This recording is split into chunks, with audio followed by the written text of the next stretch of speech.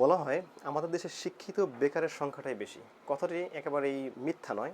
আর এটা হবেই বা না কেন বলুন?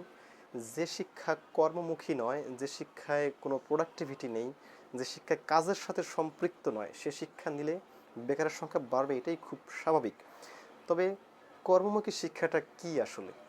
এই কোশ্চেনটা যদিও বহির্বিশ্বে বিশেষ করে জাপান, জার্মান এবং উন্নত কান্ট্রিতে খুবই কমন। তাদের মেইন এডুকেশনটাই হলো এই কর্মমুখী শিক্ষা তথা টেকনিক্যাল এডুকেশন। বাট আমাদের দেশে আজও অবধি এই শিক্ষাটা এতটা ব্যাপকভাবে সমাজে ছড়িয়ে পড়ে নাই, মানুষ এই সম্পর্কে জানে না আসলে। তো তাই সংক্ষেপে আমি বলে রাখি যে টেকনিক্যাল এডুকেশনটা হলো বাংলাদেশ কারিগরি শিক্ষা বোর্ডের অধীনে দুই শ্রেণীর শিক্ষা কার্যক্রম পরিচালনা করে। তার মধ্যে একটি হচ্ছে স্কুল অ্যান্ড কলেজ লেভেল, আরেকটা হচ্ছে আপনার এসএসসি পাস করার পরে ডিপ্লোমা ইন ইঞ্জিনিয়ারিং, 4 বছর একটি ইঞ্জিনিয়ারিং কোর্স। তো দর্শক, ইতিমধ্যে এসএসসির রেজাল্ট হয়ে গেছে এবং পাশাপাশি বাংলাদেশ কারিগরি শিক্ষা বোর্ড এবং মাধ্যমিক উচ্চ মাধ্যমিক শিক্ষা বোর্ডের ভর্তি বিজ্ঞপ্তিও শুরু হয়ে গেছে। তো এখন ডিসিশন নেবেন আপনি, আপনি আসলে কোথায় পড়তে চান, কোন পথে হাঁটতে চান।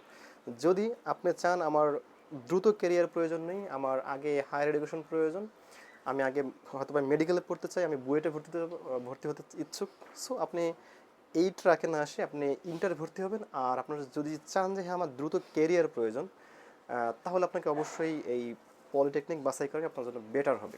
আর এখন কিন্তু চাইলেই আপনি পলিটেকনিকে ভর্তি হতে পারবেন না, এই সেশন থেকে আবার আপনাকে অ্যাডমিশন টেস্টে অংশগ্রহণ করতে হবে।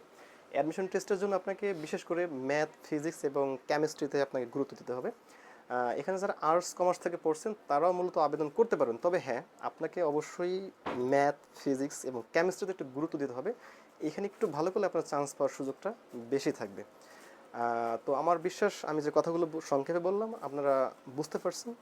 না বুঝলে কমেন্টস করবেন, আশা করি উত্তর পেয়ে যাবেন। আর সবার জন্য শুভকামনা থাকবে। ধন্যবাদ সবাইকে। আসসালামু আলাইকুম।